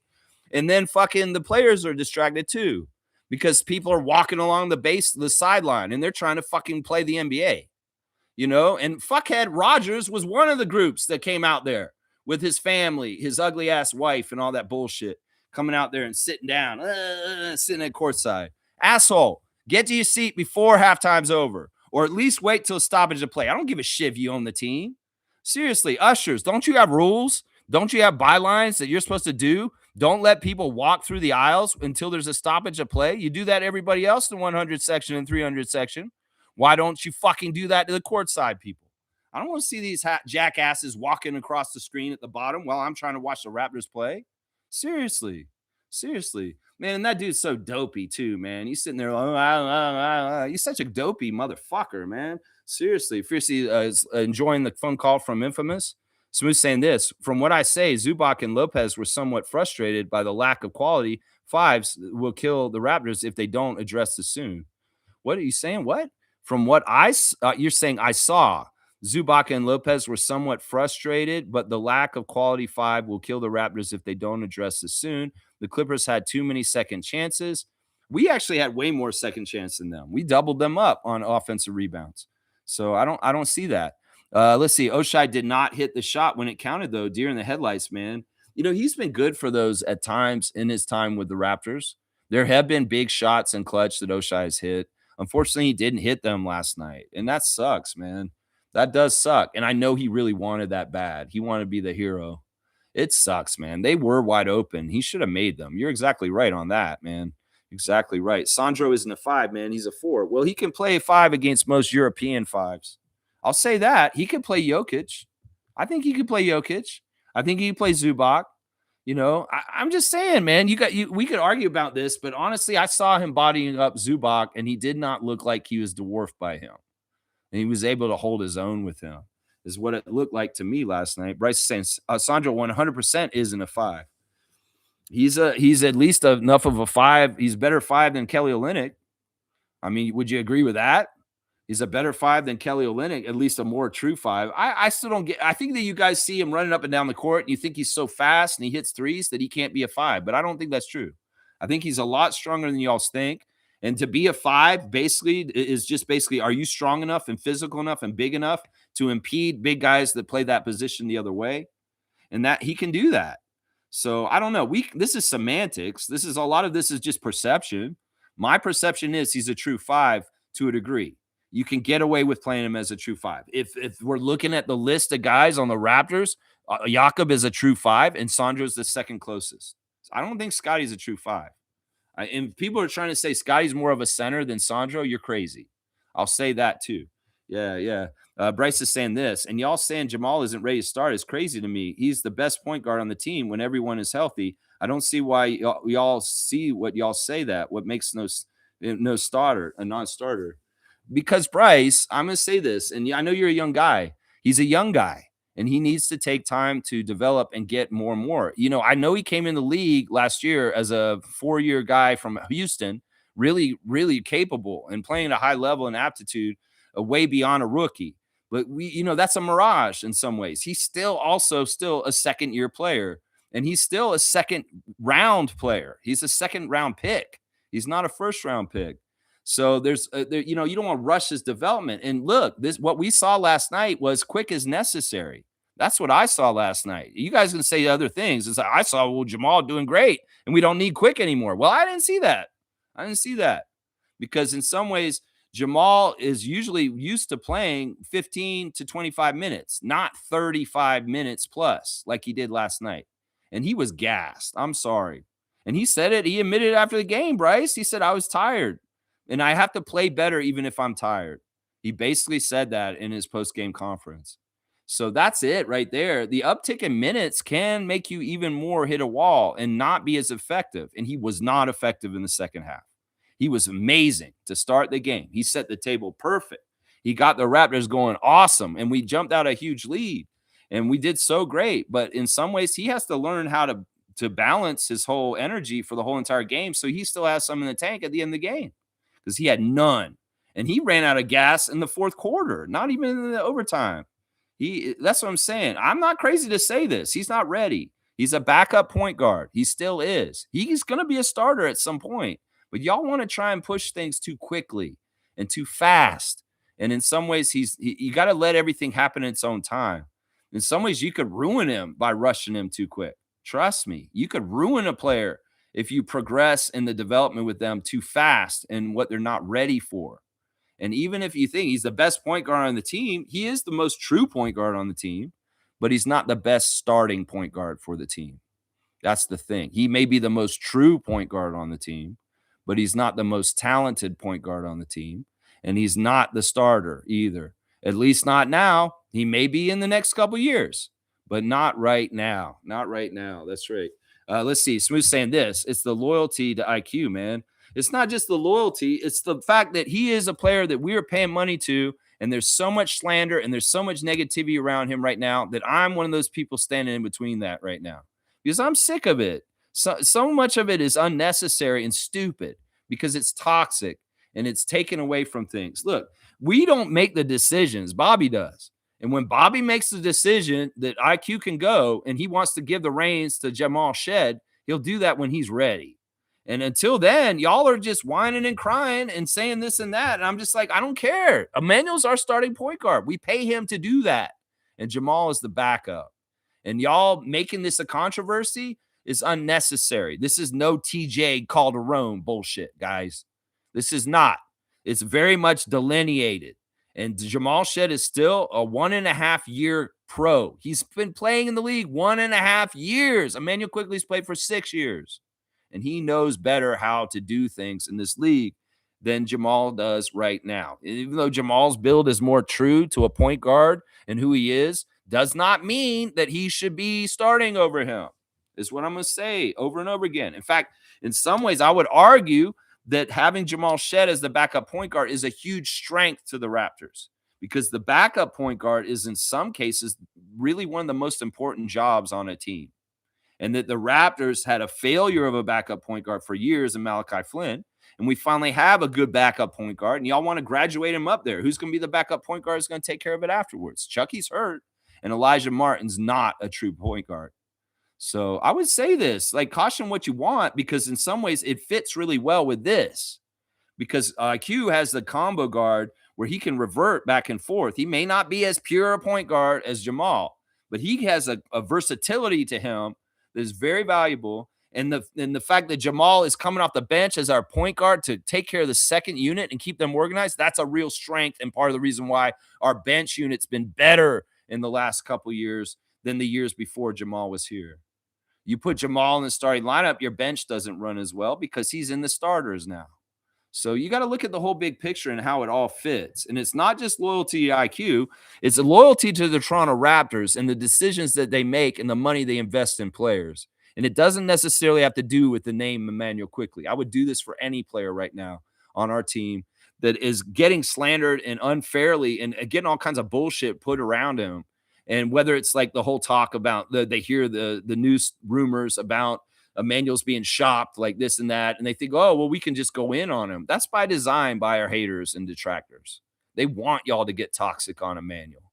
And that's why I'll be one of the last bastions of Raptors fans and freaks that'll say, no, stand by Emmanuel. He's on our team. And as long as he's on our team, I'm going to protect him and stand up for him against all this bullshit. Because it doesn't help anything to quickly rush Jamal into the starting lineup just to push quickly aside. That doesn't help our team, guys. It doesn't help our team. Bryce, you can totally disagree with me if you want, but I've made my case. And that's what I have to say about that right there. Fiercely saying, are the same field measurements used in the G League basketball? Yes. What? Of course. Fiercely, why would they have them practicing on different measurements? They need to play in the NBA. They need to be prepared. If they don't have the same court dimensions, they're going to step out of bounds in weird ways, right? Right? I don't know if the WNBA is all the same to the NBA. It should be, though. I don't think there should be any variance between anything on court dimensions, whether it's FIBA, the NBA, WNBA, G League, CBL. This should be just a standard court size, and everybody should play on the same court, but they don't. The FIBA court is different size than the NBA court, and the lane is different too. So there are some differences, but not between G League and the NBA. That's all the same, other than the free throw rules. It's all the same pretty much. Wayne's here. Good morning to Sergeant Wayne. Morning, Raptor Freaks. Colin Murray-Boyles has a blister at the bottom of his foot. You forget, okay? We had half of the core not healthy enough to play. I'm not analyzing nothing. Next game. There you go. Sergeant Wayne saying, let's pass on this and just say this is this, and we're going to move forward and go to the next one. I don't mind that. You know, Alvin has a good point. Alvin Williams. During the broadcast, he's like, what's going on with these players? They don't loose up, they don't tie up their shoes. Some people are not wearing socks. You know, what is this knuckleheadness? This seems like so stupid, like getting a blister like this. Man, tighten up your shoes. Fucking wear the double socks like A-Dub used to. Seriously, do something. It's like, this is a ridiculous way to get hurt. A ridiculous way to get, like, have a problem. Getting blisters. Come on, man. Come on, man. This is the NBA. Y'all get, like, I know y'all get new shoes almost every game. Maybe that's why you need to break them in. Maybe you shouldn't be wearing different shoes every game. Maybe you should just find the one that fits and is comfortable. Why do we make this so much more complicated with so many different shoes and blisters and stuff like that? He didn't need to get blisters. I don't understand why he got blisters. There's very good ways to avoid getting blisters, Colin Murray-Boyles. Maybe Garrett Temple needs to take you aside and teach you some footwear etiquette so that you can avoid getting blisters on your feet. It's kind of ridiculous, honestly. I mean, seriously, man, what is this? This is a rookie mistake, honestly, is what it sounds like to me. Kaloy saying Shed is good, Bryce, but Lex is right. He's not ready to be the full-time point guard. Let him gain confidence and learn what he needs to learn right now, and don't force him into the role. Yeah, everything in its own good time. The writing's on the wall. It's very likely he's going to grow into this job. It's just that you don't want to throw him in the fire too quickly, because in some ways we need quickly still to do some of the main important stuff. Jamal is fantastic, but he's getting tired, man. You can tell. And if you put too much on his plate, you might burn him out. You might burn him out. He's much better in smaller doses where he can absolutely be the pit bull he is on defense and do all the things he does at a high level instead of tiring himself out by playing so much. Manuel needed to take some of those minutes from him last night if he was available. Yeah. Let's see. Bryce is saying, well, I agree. IQ would have helped last night, but not with his point guard play. We need IQ for his shooting gravity, not to be our point guard. Well, the great thing is about the versatility of RJ and Scotty is even if Emmanuel's not a true point guard in the starting lineup, we can get the playmaking from Barnes and Barrett, and even to a degree from Ingram and Jakob when we're all healthy. So it works still, even if Emmanuel is not a true point guard. You know, he's a combo guard, but he is working really hard at fleshing out his point guard side and playing more in that mode recently. I give him a lot of credit because he is listening to his coach, and he's not like a knucklehead that's just, I am who I am. I'm going to do what I'm going to do, Coach Darko. No, he's trying to play more traditional point guard. He has, in the last month or so, played like that. So you got to give him credit for that. And I agree with you. His shooting was needed more last night. I didn't want IQ in there necessarily to be the playmaker like Jamal was doing last night or Scotty. I wanted him out there to be the shooting threat and the guy who's going to hit a couple big threes when we really needed them the most, him or RJ. They could have either one of them done that role for us last night. When Brandon's tied up and Scotty's just been beating the hammer on the anvil too much in the lane and it's not totally working right, RJ, stir the drink, Emmanuel, pop the shot. That kind of stuff. That kind of stuff. G saying, since losing our bigs, I have an entirely new appreciation for what they bring to a team. True bigs seem the hardest position to grab and seem to be the anchor making other players' lives easier. Meaning when we lost Gasol and Serge. That's what he's talking about. Yeah. So yeah, no, it's the scarcest position in the league. It's really the toughest position to fill out. There's tons of point guards. There's a dime a dozen around the league. And in some ways, that's why historically in the history of the NBA draft, the top picks were always centers. And they were always bigger guys because they're rarer. They're tougher to find. That's why Shaquille O'Neal's number one, in the draft. Because that's why I'm sometimes like in early drafts, like in lotteries, when we have lottery picks, I don't want a small player because you can draft small players anywhere in the draft and get a good talented guy like Elijah Martin. But if you're gonna get a top pick, like a fourth pick, that's why Jalen Suggs was absolutely the worst decision, and Scotty Barnes was the right one because you can't, in some ways, size is so important in the NBA. It really is. And you can go on and on about VJ Edgecombe and this, but if I was drafting at the top of the league in the draft, I'd be going for size because that's the scarcity position. And if there is any good centers or good quality big fours or something like that, you want to go get them because it's easy to get talented point guards and guards. It's really hard to find talented centers and forwards. Really, really hard. Yeah. Kaloy saying true competent bigs are one of the most valuable commodities in the NBA. Yep. That's what we're just saying for sure. For sure. Raptors champs is here. Good morning, Raptors freaks and champs. Games like this build champions. That's right. That's right. This is a lesson. And I told Scotty this once when we were watching him play 2K. I said this to Scotty once. He laughed at me. He thought it was so funny. He was playing 2K and him and Lloyd lost a game and they just barely lost it. And they were kind of feeling bummed out. And I wrote in the comments says, this is the feeling of losing that needs to get feeling. And you feel this and then you don't want to lose anymore and you want to win. I wrote something like that. And Sky started laughing. He's like, feel this right now. I was like, feel this right now. Feel this and never want to feel it again. You need to go through the losing to get the winning. And Sky started laughing. He's like, what are you trying to coach me right now or something like that? It's like, this is true. You got to have defeat to learn how to go get victory. It's absolutely true. It's absolutely true.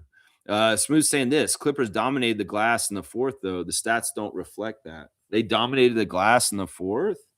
Well, that's only because we missed more shots in the fourth. And this is always true in these situations.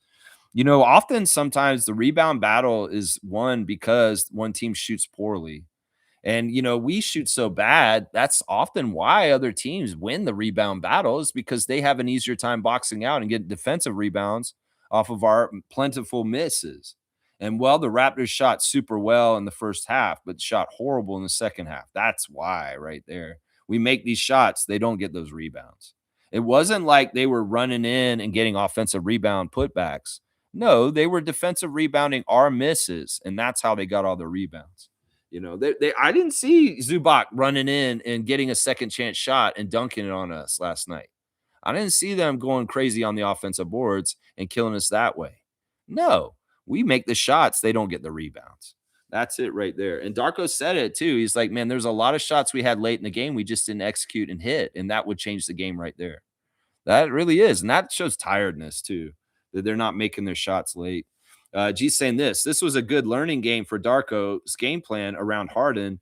Game plan for BI when smothered, balance out minutes a bit better so starters aren't tired, especially without Yak. Yeah. Yeah. I mean, they're going to have good tape to look at and, they'll figure it out. I don't know how much we have to game plan for Harden specifically too much because the chances of us having to play him in the playoffs are very nil and not very good. And also the fact we only see him once or twice a year. So he's a specialty kind of thing and just kind of a, 2-night basis for the season. It's not like we're going to play the Clippers in the finals. It's probably not likely, right? It's not likely. Milbester's here. I still can't believe Kiana Underwood is dead. I grew up watching her on Nick as a kid. Yeah, I don't even know who that is. I'm really showing my age here. Is that a Nickelodeon Nick star or something like that? I don't know who she is, man. I don't know who she is. Rest in peace. I'm sorry to hear this. I'm old. I don't know who this person is. I apologize, guys. I am a kid from the 80s and I was an adult in the 90s already. So I don't know who this is, guys. I'm sorry. Isaac's saying, I blame Mr. Rogers for showing up in this neighborhood. I've always wanted to live in a neighborhood with you. Don't you please be my courtside neighbor? What is this? What is this? We got a serious comment by Milbester who's sad about somebody passing, and then we got Isaac in here doing Mr. Rogers' neighborhood. You guys know that Mr. Rogers used to be friends with Mr. Dress Up? Like they seriously, I think Mr. Dress Up worked with Mr. Rogers in the very early time. So yeah, it's kind of cool to know that they were friends. Seriously, Mr. Dress Up, Mr. Rogers, Mr. Quasimodo saying, remember, guys, we were so shorthanded. It was a miracle we made it to overtime. Raptors have been in the same position as the Clippers, and Clippers do have depth. The thing about it was that we had that game. We should have just cruised through what we were doing, and testament to Tyronn Lue and the Clippers for making adjustments and not giving up and seeing a game plan through to the end. That's a big part of it right there. It's like, look, we had the keys of the victory and we were in the driver's seat and we should have closed the game out.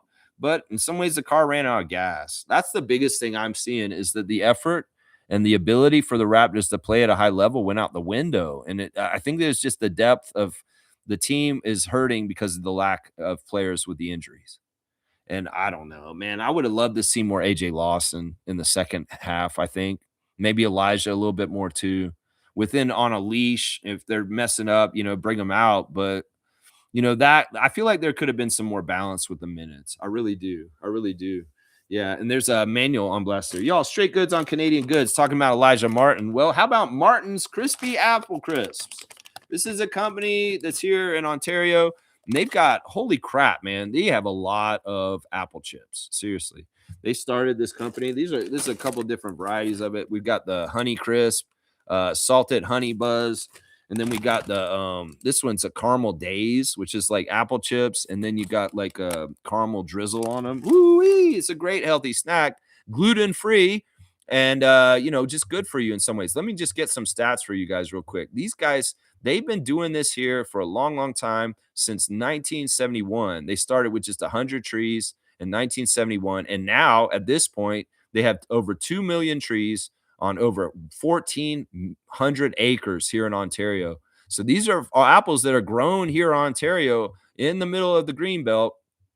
And this company has been fantastic for a long time. So Martin's Apple Crisps. They've also got regular apples at the store, all kinds of apple products, but they're basically a big, huge orchard here in Toronto, grown right here in our own orchards here. And this stuff is very high fiber source. No artificial colors or preservatives, slow dried, never fried.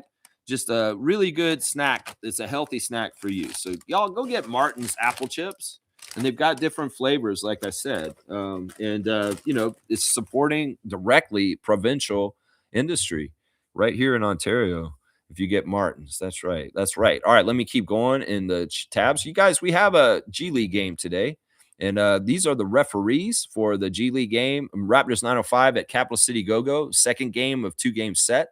And our crew chief tonight for that game will be Sheree Mitchell. So Sheree Mitchell is number 98 in her third season out of Provo, Utah. Her favorite TV show is Law and Order SVU. She likes the movie Pretty Woman. She listens to Beyonce. Her favorite book is Conversations with God 1-3. Her favorite meal is Caesar salad. She likes the app ESPN. She most like to visit Africa. Her bucket list is to get her PhD, and her hidden talent is breakdancing. Yeah. Mitchell is a mother of twins. She enjoys reading, hiking, and collecting shoes. She's going to be our crew chief today for the Raptors 905 game later tonight. Sarah Williams will be the referee, number 20, and Jacob Lear will be the umpire, number 53. Of course, Capital City Go-Go played a pretty decent game against us. It was, we won it out in the end. we did a good job closing it out. And well, we'll have to see how we do again. Raptors 905 winning a lot, being 9-1 in the regular season so far. And overall, their record from the very beginning of the year is 24-2. So yeah, it's 23-2. 23-2 over 25 games played by the 905 roster so far. Only 2 losses, 23 wins. So come check out 905 later on YouTube in Canada. I'll be in the chat, and the Raptor Freaks are usually there also, having a good time and a blast, watching the winning ways of Coach Andrew Jones's team.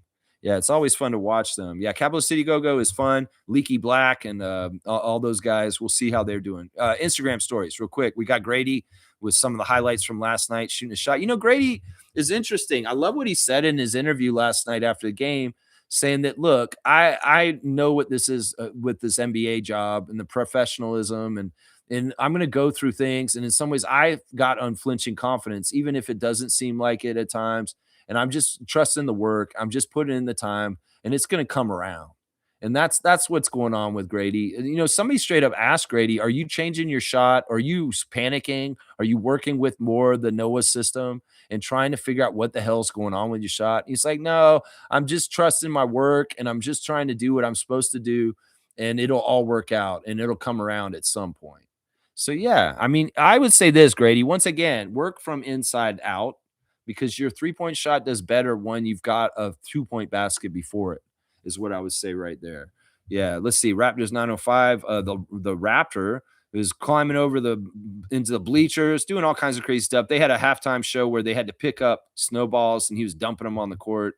And there he is with the dance pack out on the crowd too. That's pretty cool right there.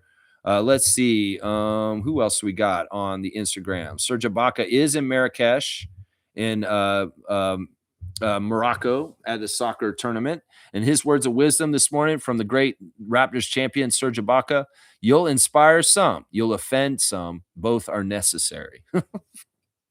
Yeah, I can get behind that. Fred VanVleet has another podcast that came out yesterday, 2 this week. He came out with like 2 episodes of Unguarded, like right in a row, like over like a 3-day span.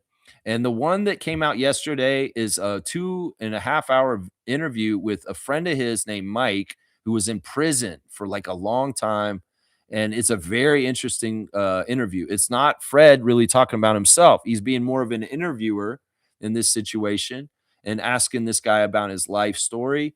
And he's a boxer. He's really into boxing. And Fred and him he's investing in a boxing club for underprivileged youth to come and be there and get mentorship and build new leaders in the world. And it's a fantastic cause. And I love to see Freddie putting his money where his mouth is for trying to help the world. And well, it's an interesting interview. It's not very Raptors or basketball oriented.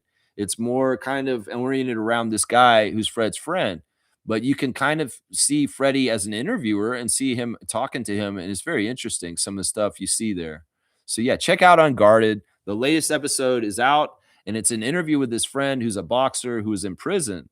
And he's talking about his life. Man, this guy spent like 11 months in the hole once in his life. And he has a very interesting prison stories, like about what prison's really like. So check that out. Seriously. If you love Fred, you check out that podcast. Seriously. It's a good episode, man. It's a very good episode. Toronto Temple were at MLSC Launchpad last night, having an event for the youth and the community.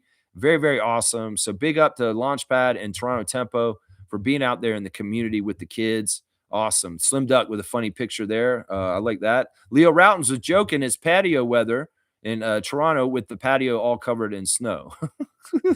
There's your Instagram stories for today as far as things right there. Yeah, it's crazy, man. All right, let me keep going with my tabs. I'm going to go ahead and try and run through them real quick. Raptors, even though they lost last night, stay strong at 4th position in the Eastern Conference standings.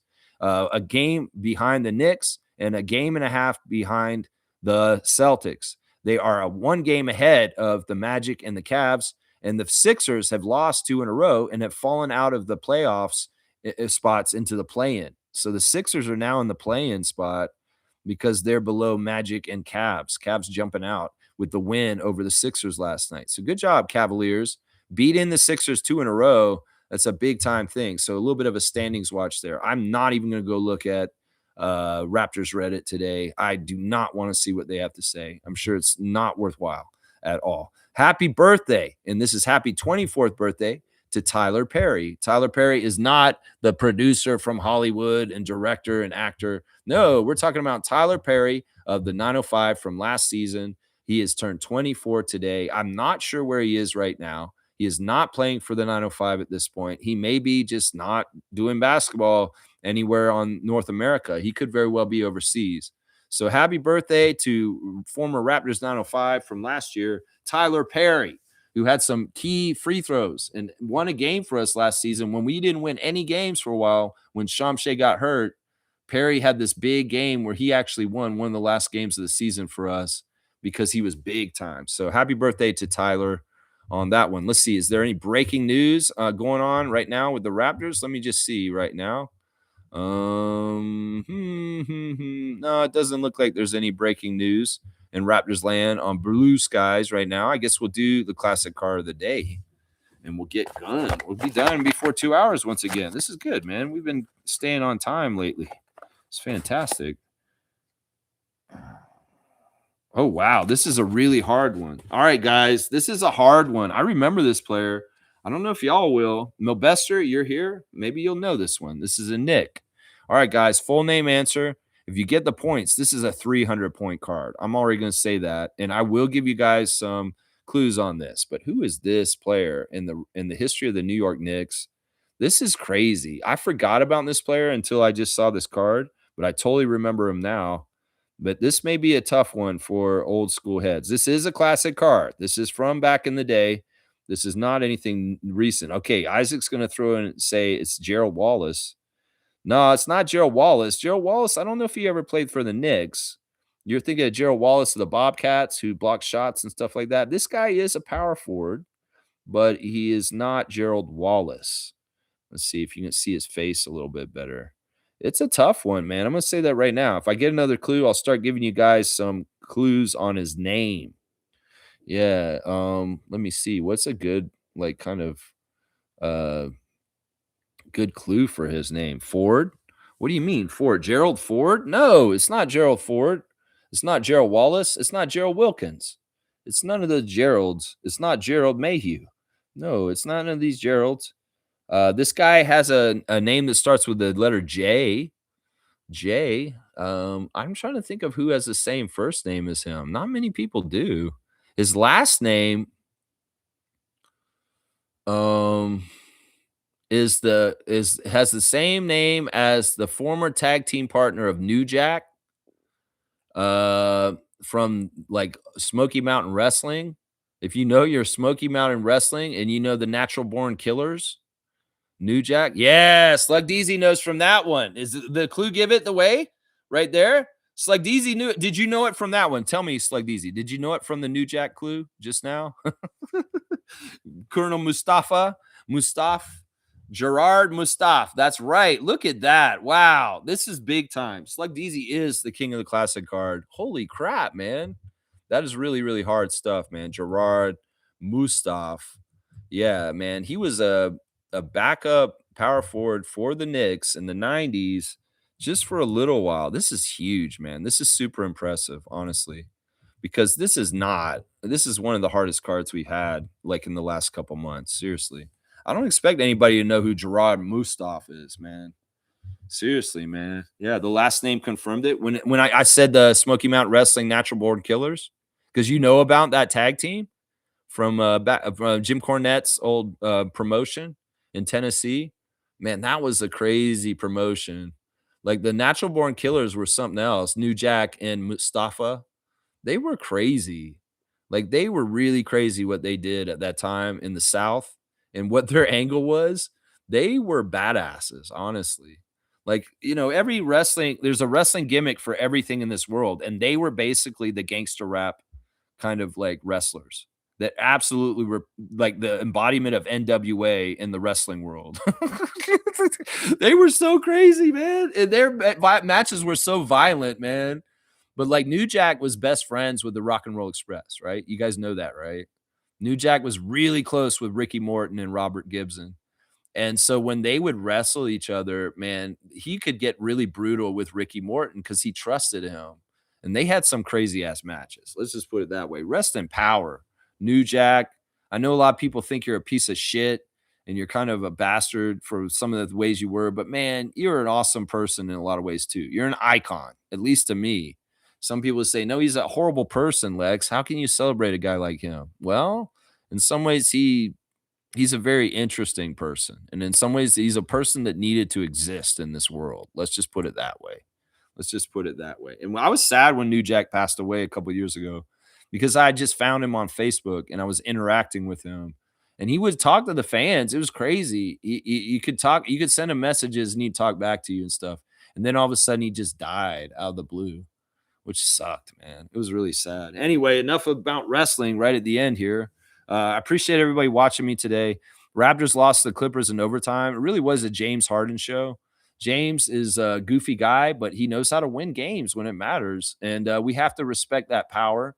In some ways, we hit our wall with our energy, and we just didn't execute right in this last quarter in the overtime. You know, normally we should win in overtime at home. But once again, I'm going to blame the fans for not coming correctly with the noise and being loud enough and doing it right then. In some ways, I see James Harden score the first couple of points in overtime, and everybody lets the energy out of the room, and the Raptors have no gumption or no energy because they're tired, and the fans are all aghast or like, "Oh, we're losing." Oh, I hate when those fans do that. Stop doing that, fans. Just because the other team scores a basket or you feel like something bad happened, just blindly just root for them. It doesn't matter. Just blindly root for them, and you can help them a lot better in the situation in the next time. Just trust me on this. Trust me. That's what we did on Sunday. Anyway, y'all have a great Saturday. Hopefully, I'll see some of y'all in the 905 chat later. If not, I'll see you tomorrow for a preview for the Lakers game. As the Raptors start this West Coast trip tomorrow against the Lakers. And hopefully we can start off right. This is going to be a very telling trip for the Raptors. And hopefully we can get some health because reinforcements are necessary. Look at that. Isaac's got the whole team right there. Got the whole team right there. Look at that. He's teamed up right there with the whole team. That's right. Home team. All right, y'all. Have a great day. Let's go.